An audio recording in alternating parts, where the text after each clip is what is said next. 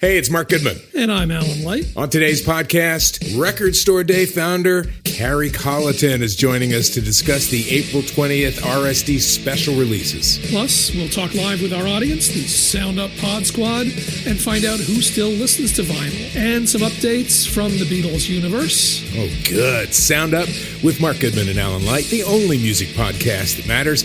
Get it on Pandora, Spotify, Apple Podcasts, or wherever you get your podcasts. What's good, y'all? This is Breeze Brewing from the Mighty Juggernauts. And make sure you subscribe and download the podcast, Library Rap, the hip-hop interviews with Tim Einenkel.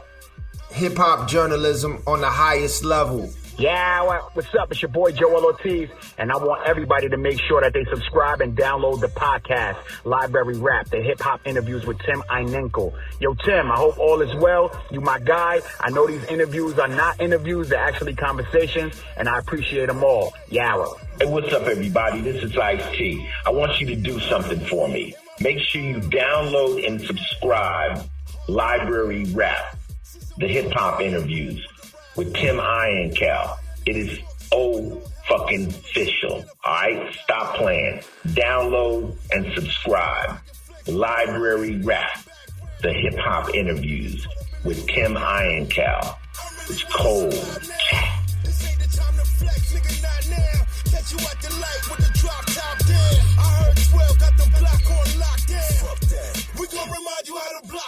On May 12th, producer Amadeus360 will release his newest album, The Jedi MPC, which features artists such as M.O.P, Termanology, Masta Ace, Greg G, Smith & Wesson of Smith & Tech, and many more. Amadeus, welcome to Library Rap, the hip-hop interviews with Tim Einenkel. Thank you so much for being here. All right. So first, of course, I have to ask you about the name. Tell me about the story behind your name. It's actually it's my middle name. Oh, nice. Oh, that's dope. Yeah, it's my middle name. My folks were in my grandfather was in Germany, and they heard the name when they were there, because my grandfather was in the military.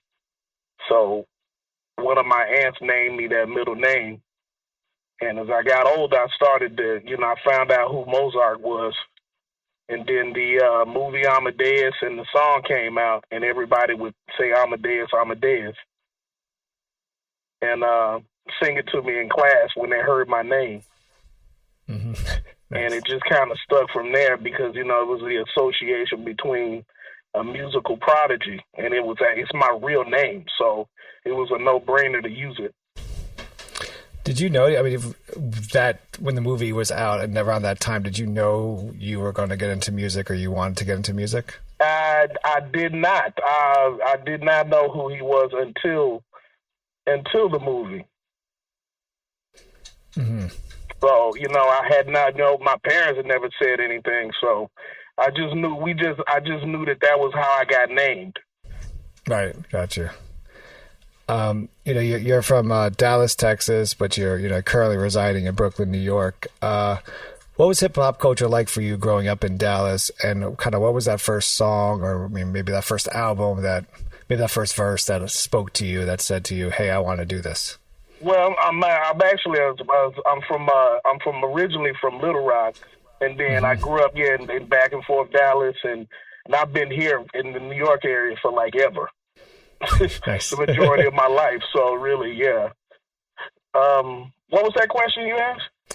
What was that first kind of piece of music, or even our rap song or music that you heard that said to you, "Okay, this is the culture I want to be a part of. This is what I want to do"? I would say, I think it had to be Grandmaster Flash. Pump Me Up. Nice. What was it about it? It was the music. Mm-hmm. I mean, until this day, the way those drums pump out is just ridiculous. It still gets me hyped till this day. That's dope. Legendary, on what I was reading up about you, is the legendary Kid Capri has mentored you, but So, and I got to meet him about a month ago at the De La Soul streaming show. It was cool because we talked about the Bronx, and him and my friend grew up in the same project, so it was kind of cool to talk about that. What was that first piece of advice that kind of really stood out to you that he gave you?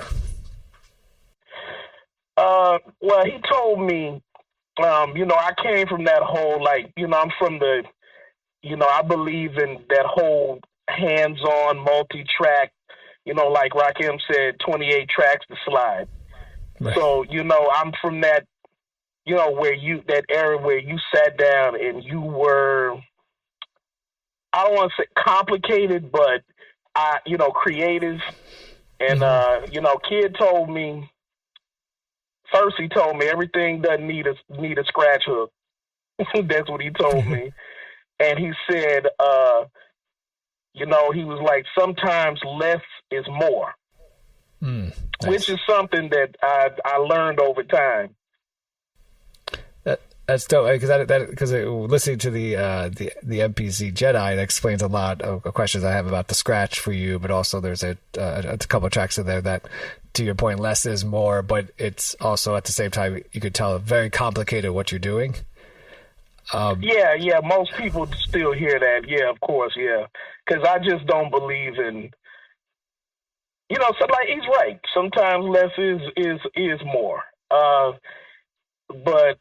Creativity and the way, this new genre where these cats are buying these hits offline and they just they grab a mouse and they drop a preloaded loop and add a little music to it, and in 10, 15 minutes they've got a beat.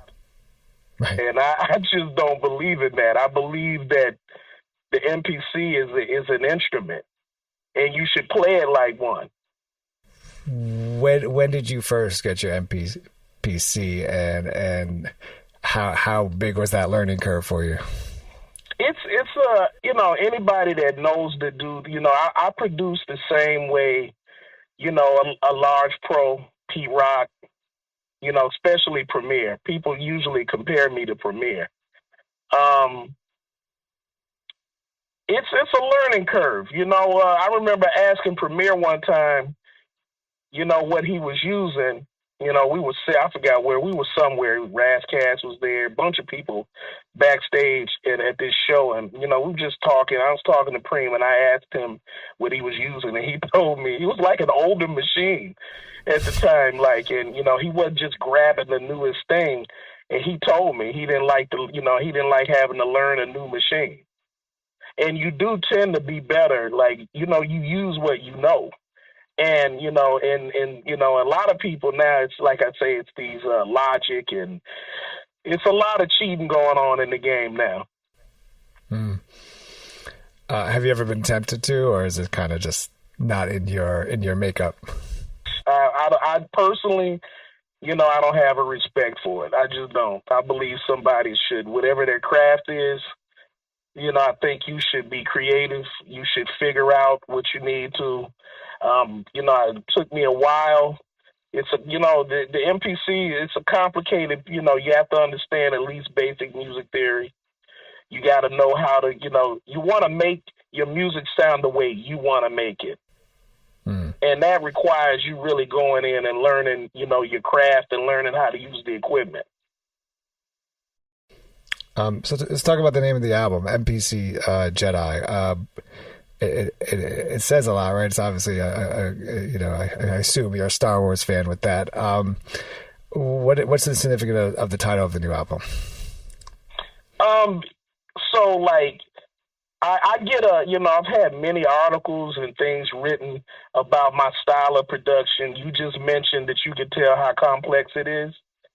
And, yes, I am a huge Star Wars fan, anything Star Wars related. And I just looked at it as a Jedi is a Jedi master. He knows what he has an ability that most don't. And I felt like that's where I'm at. I'm in a time period where the skill level of these new producers just ain't there. Mm-hmm. They're more of the Padawan, the smaller, the one that's doing things based on what little knowledge they do have, and they're finding the easiest way to go about doing it. But the Jedi Master, he comes in and he moves everything, with his mind, because all of the creative ideas, it turns into a force.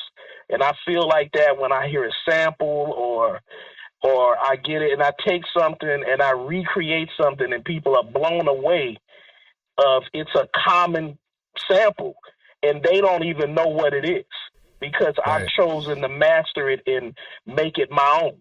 I also think there's something about acknowledging the Jedi portion of it, because I think Jedis always acknowledge that they're masters, but at the same time they're students as well. They're constantly learning. Correct. There you go. Perfect. A West Coast MC and 2 Brooklyn, New York MCs are table setters on the album. Track 1, How the Blocks Sound. Why these artists to start off the album? Well, there's Bill and Fame are my brothers, and I love everything, it's kind of weird that I've known them and worked with them so many times. And it's like, I still get giddy that the fact that I even know them, I can call them up or, get them over to the studio, or I can send them something like, yo, check this out, what you think? They just deserve to be heard first. They just do. And it's just an incredibly dope track. Fame is just, both of them, they're just ridiculous. The wordplay, they're just masters at what they do. And it's exciting because, I give them something and, after I get up, from my equipment, I'm on machine now, actually. I use all native instrument stuff, but,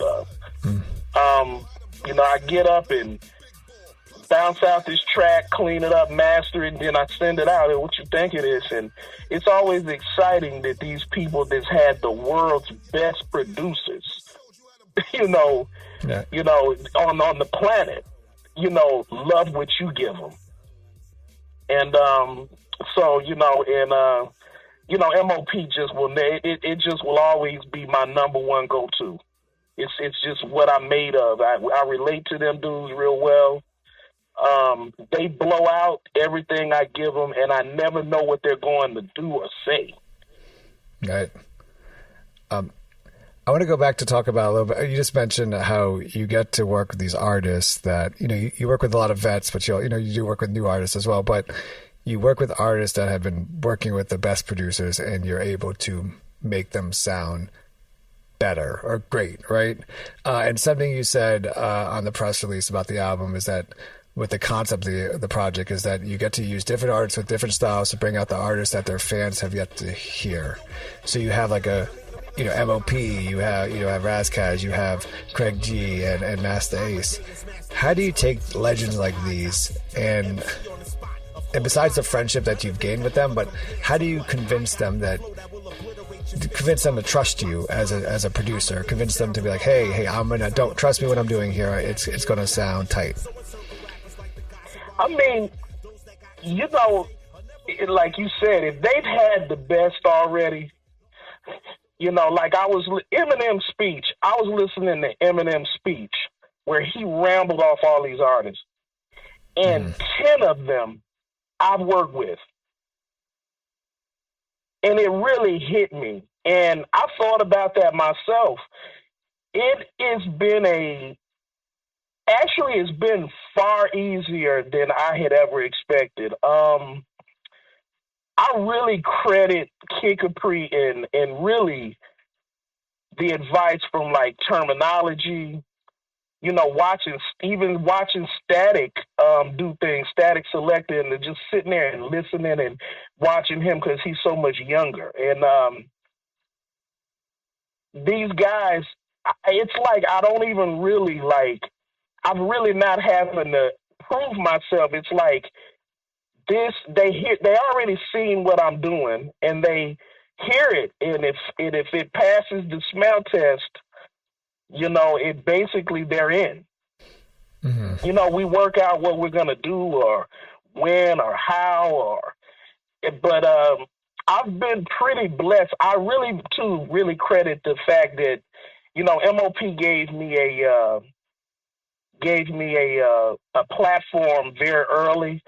And like one time I remember talking with Meth one day I was backstage at some Radio City Music Hall or whatever, and and I was talking to Meth, and he said to me, "Yo, if Bill and Fame is messing with you, I know your shit is dope."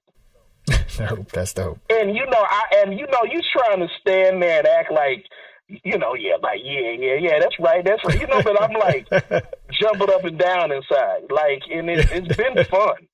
It's interesting to see that you've had something for a long time, and you watch it manifest in some of your favorite people on the planet. That you remember standing in a crowd watching from a distance, know who you are, and you're working with them. Besides that, the Method Man conversation, what was that moment for you that... It was weird because I can tell you it was really strange because I was actually standing and talking to Ghostface. And Ghostface was sitting in the hallway outside. They had a private, room, because this was at what was this? This was the anniversary of, I've been to so much stuff. It's like, there's a lot of people there. Everybody was there. P. Rock, Exhibit, Diamond D, Fat Joe, Remy Ma, you name it. It was a huge event, and I was standing and talking to Ghostface because Shaheem had just come home. Mm-hmm. So as I was talking to him about them finding Shaheem so I could talk to Shaheem, because that's his family, that's his people, Ghostface. Right. So Meth came out and Raekwon. Raekwon was talking, and I stopped, wanted to take a quick flick with Meth. At the time, Meth had just gotten on Billy Dance's album, and he had told me he was reaching out to Meth on my behalf to get the homeboy discount, as he said, or whatever. And I introduced her. I was like, "Yo, I'm the dude, whatever," and we talked. That's how that went down. Yes. And I ended up getting Shaheem, though. Nice. Damn. Shit. To stay calm under all of that is fucking impressive. Yeah. On this album, you not just work with, obviously, vets, but you also highlight newcomers in the industry, and you have Nems and Little D on the track Set It Off. Can you take us through the creative process with this album, with this track, but also, because as I mentioned before, there's a lot going on, but it's not the beat's is not distracting, but there's a lot going on with it. How do you set up a beat this way to not overcome the vocals of the MC, and then talk about why you want to have these two artists highlighted on this track? So I knew Nems already, of course. He's very close to Static and Term. So, Term is just that's my little brother from another mother, literally. So, and Term and I did we had a Rock Nation S. Records album, 360. We had everybody on Smith and Wesson, Sheik Luch, Club Fame. And Term had me cook up a beat live in the studio. And he gave me this piano. And I did it live, and then next thing you know, we got Nems on the track for the album. So I took advantage of that. I struck up a relationship with Lil D, which is his that's his little man. So he's known him since he was 10 or 12, something like that. Both of them are from Coney Island, and Lil D's star has risen high, way up there. And of course, his star is rising also, and had risen also. And one day I just came through the studio, and Nems was in was on Static's side, and I just asked him, could I talk to him? I told him I wanted to, I thought it was odd that him and Lil D, knowing each other, had not had anything together, no video, and it turned out they had tried to do a track together, but the session got lost, and they never went back to it. And I just thought, this doesn't make any damn sense that everybody knows the relationship between Lil D and Nems. So I'm going to make this happen. And I said to him, listen, can you do me this favor? And he's just Nems being Nems.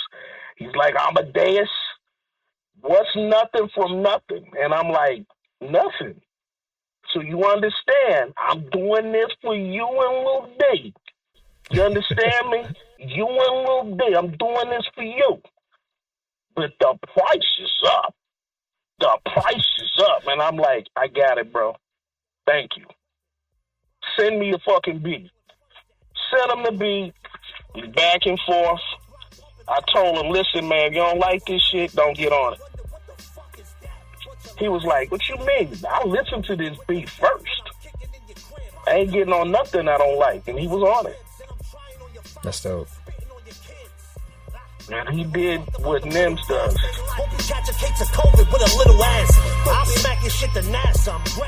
The track Warfare, the video's out about it now, and I think it features Buckshot, Termanology, Evil D. I think it's a great track, but I think what also really stood out to me, especially in this day and age, is that the video has all of you all together, right?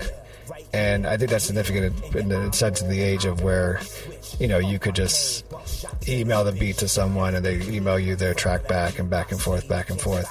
When you collaborate with people, artists, and you have them in studio, what's and this you could talk. This could be advice for younger heads, but what's the significance and what makes the big difference of being in studio together versus an email back and forth? Yeah, it is. I don't have a lot of that. I prefer most artists. If I can, I would much rather, like all my M.O.P stuff is famous on deck. And, you know, we back and forth. He knows what Billy should sound like. We do a lot of very interesting drops and Fame likes to make a lot of very interesting references and then put ad-libs on them. And it is a very different process than just giving somebody a track and then they send it back to me. Right. It's totally different. And with Warfare, you know, there was no way I would have done that. I would have been like, here, Buckshot, can you get on this? And then he just went somewhere, threw some vocals down and sent it back to me. It had to be a moment for myself and for me to make sure I was able to see the creative process and watch it, see how it, you know, if it fit. And things came about out of that session. You know, I usually make beats purposely if I can, if I'm particularly targeting or I know an artist, you know, I will make the beat with the rapper, his sound in my head. Like I will literally mimic the style, even though I can't rap. I'm very good at mimicking a rapper. So I've nonsensically mimicked a rapper, you know, and I know that if I can hear this rapper on this beat, I'll build the beat around the artist's sound. And it almost works 95% of the time. Because they'll hear the beat and then they're on it. So with Buckshot, you know, this was a back and forth with him. You know, I had a deal with Duck Down, did an entire project with Rusty Jukes for Duck Down, and you know, ran into him at an event. You know, Bernadette Price, you know, whole Sean Price thing, and you know, I talked to him, and some years went by, and I finally was like, I got very tight with one of the road managers for Duck Down. His name is Light. And he, you know, he's on a first name basis with Buckshot. And, you know, I told him, like, you know, Buck had promised me, you know, that he was going to rock with me. And I actually went up to an interview at a station, and Buck was there. And actually, Buck came out to my Cadillac. We got in the vehicle, and he listened to about 5 joints, and he just loved Warfare. And the rest is just history. I'd already had a relationship with the rest, with Tech, you know, Steel. I knew all of them. So the video was a no-brainer. And so, you know, everybody came out to, that's why you see them all in the video. They all came out to support. We had DJ Premier's best friend, you know, Big Black there, Prayers, and Buster's Artist Prayers. There's a lot of people there. They came out to support. Of course, Bernadette, she comes there. She's been in probably about 10 of my videos. Bernadette Price, Sean Price's widow. And the creative process in person with somebody like Buckshot, you're literally like screaming inside. Because like Buckshot literally came, we really vibed out really well. We FaceTimed Evil D, let him hear what we were doing, because I needed, instead of me doing, I needed the Black Moon joint. I needed to be able to say, hey, look, I did a Black Moon joint with Evil D and Buckshot, but I made the beat and not the beat miners. Right. So I allowed, Buck got very creative. He did his verse, and then he came up with a hook right on the spot. It's pretty amazing. And then you've got all these other artists coming. They knew he was at Time is Money, and they found that some people were finding out that he was there at Term Studio, right next door to Static, and people started interrupting the session, wanting to come in and see. It's amazing. It's amazing to sit there and see somebody as prolific and legendary as Buckshot, and there doing something on your music. And then the video was just a no-brainer. He was like, no problem. Let me know when. Yeah, I got to see. I went to see Quali at the Blue Note, and Buck was in the audience, and of course he got called up the stage and did something. And you forget how incredible he is as a live performer as well. Mm-hmm. The track Gangsta Boogie features Lil D, and it samples LL Cool J's Don't Call It a Comeback. But I get the sense of this track is it's kind of like Lil D spitting straight fire, and then from a beat perspective, because it's always about like what is the producer trying to say with his or her beat. From the beat perspective, I feel it's you could simply saying to everyone else, I'm spitting fire with my beats, and you might as well you could just drop the mic at the end of the beat and just walk away. And actually, this could probably end the actual album, but it doesn't. What are you trying to do on this track? Like, what purpose is this track serving for you? Well, LL is following me, and we back and forth, and I'm from that. He's just one of my most, our biggest influences. So. I just figured, just like other people, like I'm really big about this whole thanking people, and paying homage, to people that, to let them know, like without you, I wouldn't have the success I have, and I wouldn't be doing what I'm doing. And, and it was really cool to send it to him and him respond to that. It's bizarre, and I wanted to cross like a few things. I wanted him to see like, I got this Italian kid from Coney Island. He's young. He knows who you are. He respects what you do. So what we did is, even in the video, we created a scene from Crush Groove to start it off. And I just wanted to convey that message, that, and let him know that, hey, listen, there's no such thing as old school. It's just music is music. It kills me that like I'm hearing remakes of remakes right now. It's just the strangest thing to hear somebody remake something that was remade already a long time ago. And with the Gangsta Boogie, Lil D is just a beast.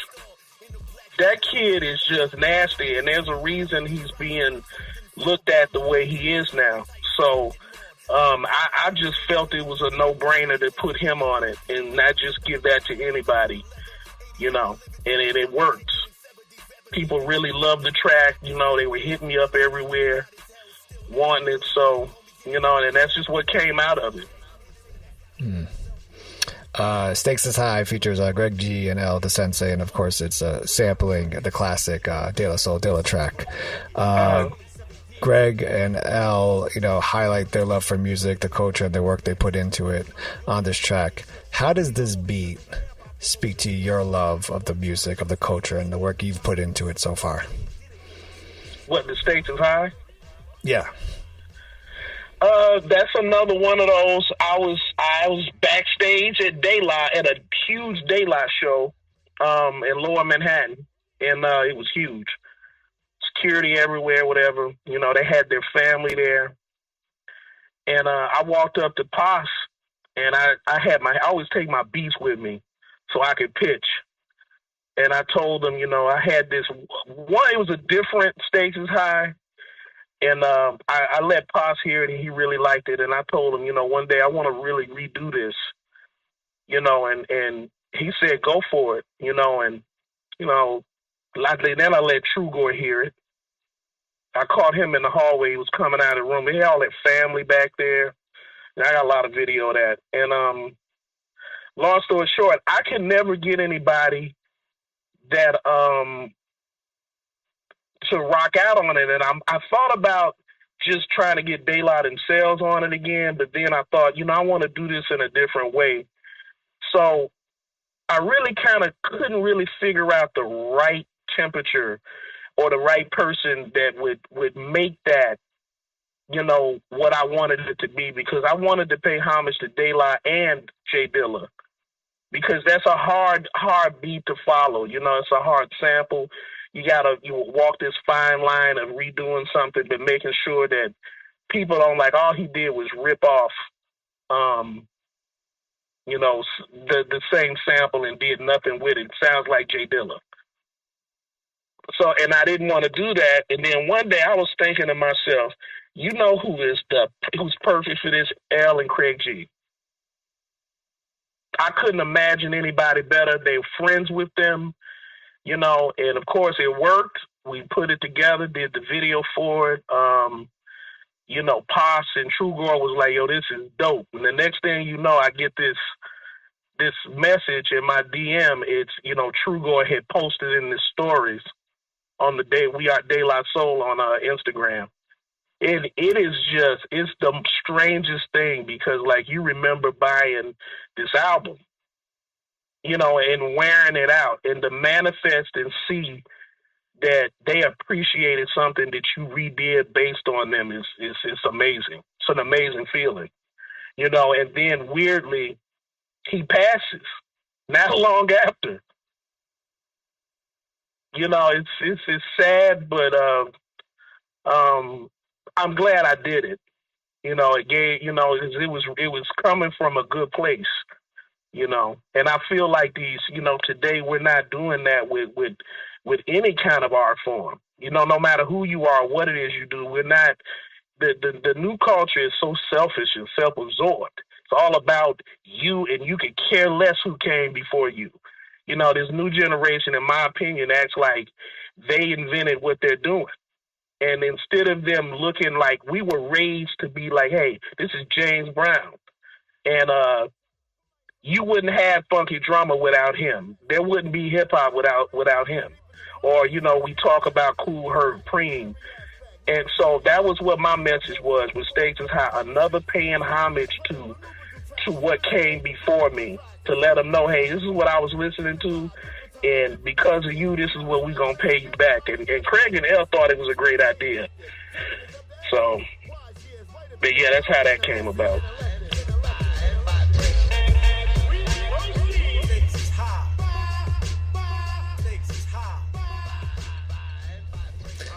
And I mean, you know, it's a Dilla track, right? So I imagine, or was there ever any? I mean, was there any hesitancy or extra pressure maybe you put on yourself, because, you know, Dilla samples everything, right? So, you know, he's able to like take. I remember listening to a BBC documentary on him, and there's a story about how like they were all hanging out in, you know, Detroit, and he went back from a club and he wanted to play something for someone, and he started taking out all these records and like played 3 seconds of this record and 3 seconds of this record and 3 seconds of this record, and it created like a whole beat from all this stuff. And people were like, I did not hear any of what he was doing, but he was this incredible, obviously had this incredible ear for doing these things. Was it ever, I guess, worried by you that you just wouldn't? I was scared to death when I made that. I'm going to tell you, Craig, I was getting on Craig G's nerves beyond belief. I mean, because I knew, see, as a producer, you have fans, I always tell people, I don't know if you've ever run into this, you have people that are a lot of experts in, particularly though hip hop. For some reason, this genre, it has the highest critics ever. And there are people that are obsessed with rap or hip hop. It's just like nothing I've ever seen before. And I listen to all type of music. I mean, I've seen everybody from Nirvana to Foo Fighters in person. So, hip hop has a different thing. It's people become overly obsessed with it, but there'll be these massive fans. And they all of a sudden, because they're fans of the music, they also become experts on it. Like, they're not producers. They've never created a damn thing. And so with me saying this with the stakes is high, I understood what was at stake. It's a Dilla beat. It's their most prominent track. This is the one that De La performs. They did it. I'm sure you saw the live performance with the Roots. Yeah, yep. Yeah, I mean, this is what so for me to tackle that, I knew I was taking a risk. And when I got that text message back and, they were like, yo, this is dope. When De La was like, yo, this is dope, that was it. I had like a weight off my back. Because we put a lot into this. If you saw the video, I recreated like scenes from Stakes is High. We did the Times Square scene, but we did it in our way. Where Trugoy is in the laundromat doing his laundry, we did that. So, I wanted to, we made it clear that this was about Dilla and De La and how much of an influence on the culture they've had.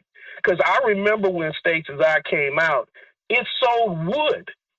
It was during this weird transition period in 96 when hip-hop was going through kind of that new wave of weirdness and the jiggy thing was coming in, and the album didn't get any attention. It's just really bizarre to me. I look back on that, and that same album now is a hip-hop classic and considered the best work they've ever. It's just weird to me. Because I remember back then, like, people were shitting on Stakes is High, the album. So, back then, De La Soul, that Me, Myself, and I group. And it's just too funny to hear, being a producer, I'm a huge fan of other producers. So I knew Dilla and I knew his work, and it was weird to see that he had the pass for him to be at this legendary status. Now everybody is a Dilla fan. But I remember when Dilla, nobody was screaming J Dilla when he was actually alive and working like that. He did Common's album, like Water for Chocolate, on that album. And it was like, I never heard anybody going nuts over those tracks like that. It wasn't until he passed away. So me doing Stakes is High, I had to do the right thing. I had to make sure it was, up to par, and De La proved it. That's dope. You mentioned just now, before you mentioned that you sample a lot, you pull from a lot of genres of music. So on the track Serious Problems, are you really sampling from the soap opera Days of Our Lives? Yeah, that's it's funny because LL Cool J's Don't Call It a Comeback, Stakes is High, Days of Our Lives, like I feel like this is my childhood. and especially with my grandmother, we would have piano lessons, and I grew up in the city, and my grandmother would buy us like bootleg tapes, and she had no idea what she was buying us, but she would buy us like NWA's first tape, and and I remember buying Digital Underground Sex Packets where side A was actually side B and side B was side A, but it was like cheap as heck, so my grandma would buy it for us. But so how does that happen? How do you I guess, what are you doing to take me to mind? What are you doing that says, hey, Days of Our Lives theme song would be perfect here? So I got a thing for stuff like that. And like I did an M.O.P. called Zoned Out, and it was a Twilight song. I used that I chopped it up and filtered it and slowed it down, and I got Bill Fame and Teflon on it.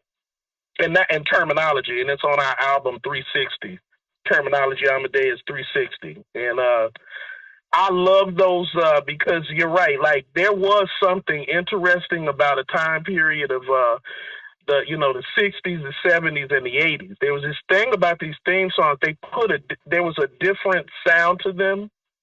And back then they were hiring these musicians as jinglers, to make these theme songs, like the theme song to Family Matters, for instance. Mm-hmm. The stuff like that. And, back then, people actually used to, like, I knew people that would run in the living room just to hear the theme song to these shows and then walk away, go back in the kitchen. Nice. Hey, I swear to God, I'm not making that up. I was like, damn, and then they didn't watch the show. So, I think on a serious problem, I was already planning on giving M.O.P., and one day I was listening to like show tunes and stuff on YouTube, and then that came up. I was like, wow, that Days of Our Lives. I remember that. Of course, I never watched none of that stuff, but I remember it being in the background, growing up. Your mother, your grandmother watching stuff, and I was like, yo, that is fire. And once I get inspired to do something, I'll stop. If I don't have something important to do, I stop going to the studio. I sit down and start working. And the Days of Our Lives, I knew that Bill and Fame would just murder everything. Billy heard it first, and he was like, what you doing with that? Actually, I forgot. Actually, how that one came about was I made the beat, and I wanted him to hear it, and we were shooting a video for myself. I had this track I wrote, and Billy had suggested I be the rapper. So I had this kid write the lyrics, and then I rapped, and then Bill and Fame backed me up in the video. And when we were taking like a little break from the director, I was, sitting with Fame, with Lil Fame, and I had my Bluetooth speaker, and I said, yo, check this out. He's like, yeah, let me hear it. And then right as I'm playing it, Fame is nodding his head. I always love, because he's a producer, and if he don't like something, he don't like it. You're done. It's craft to him, and he won't mess with it. And then Billy was smoking a cigarette. He walks over and like, yo, yes, you, Amadeus? I'm like, yeah, I just made it. He was like, what you doing with that? And that's just how that went. It just moved on from there. We did this video. 100 motherfuckers showed up, for the video in Brooklyn. And that's one of my favorite tracks. That's fun, and the stuff that both of them say is just nuts. No, they're incredible. They're incredible. I was waiting for you to say, like, and then Billy started talking about the backstory of Days of Our Lives. Well, that's what. See, I know that, like, especially with Fame, they liked it when I gave them something to go on. You hear because you hear I put the EPMD sample in there from I Shot the Sheriff, where it goes, don't get too close because you might get shot. And then the pow, pow, pow. So I chopped that up, filtered it, used it as a hook, and I was like, it was going, you might get shot. And then, I put make niggas bleed blood. And because that's the kind of Brownsville shit M.O.P. does. Mm-hmm. That's just what they do. Billy's been on the podcast a couple of times, and through my conversations with him, you realize he's not just an MC. He actually knows. He has an incredible ear for music, mm-hmm. and knows how to, and also knows how to, like, control his voice on a track, and how to make either his voice stands out or makes the beat stands out when he chooses to. The final track on the album, Don't Do That, is the final track, as mentioned. what would your advice be to an upcoming producer? Like, what would be that one thing you would have you, the first thing that have you say, don't do that? It would be, like I say, something that, I'm around a lot of youngsters, a lot of young cats. And, I'm not an old man or nothing, but I'm still older than somebody 21, 18. And, I'm in the studio with some of these cats, and I listen and I observe to the way they think. And it's far different than somebody, that came up with a more hands-on approach. It's, these newer kids, it's, first off, the passion for it is in a very different place, I notice. It's all about, because of social media, it's far more about accolades and being seen. A lot of these, even the engineers, a lot of them are all about, well, guess who I engineered for? Or it's all about, like, being seen and being able to brag about something on social media. And, I'm coming from an era of extreme passion for the art form. So as a producer,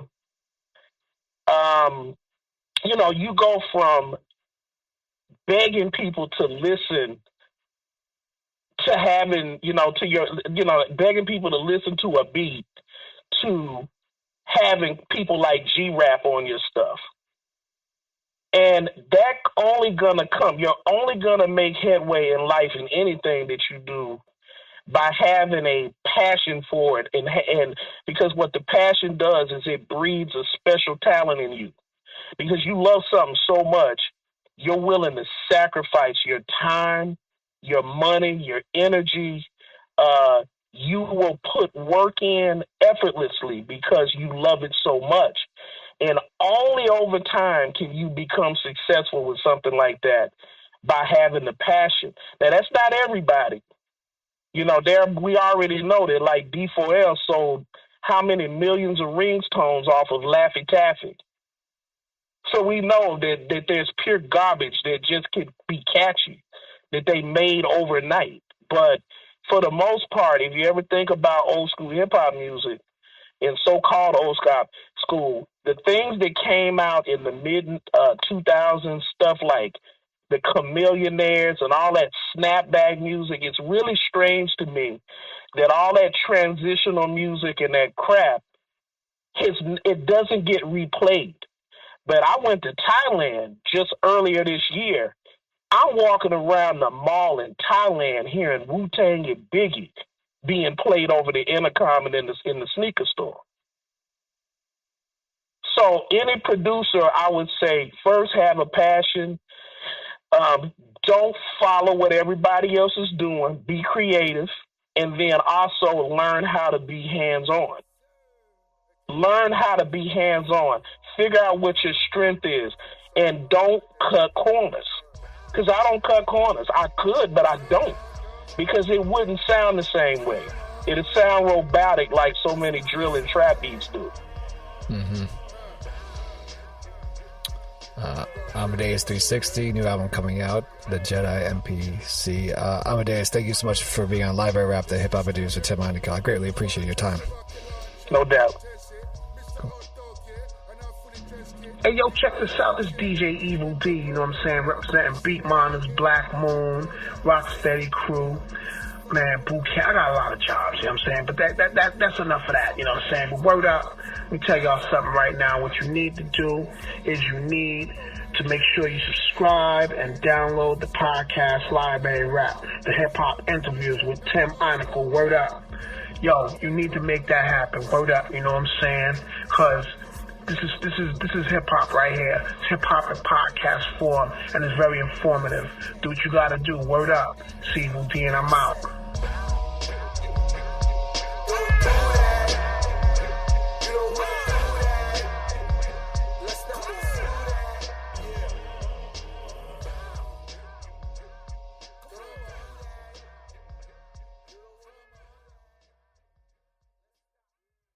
Hey, it's Mark Goodman. And I'm Alan Light. On today's podcast, Record Store Day founder Harry Colleton is joining us to discuss the April 20th RSD special releases. Plus, we'll talk live with our audience, the Sound Up Pod Squad, and find out who still listens to vinyl, and some updates from the Beatles universe. Oh, good. Sound Up with Mark Goodman and Alan Light, the only music podcast that matters. Get it on Pandora, Spotify, Apple Podcasts, or wherever you get your podcasts.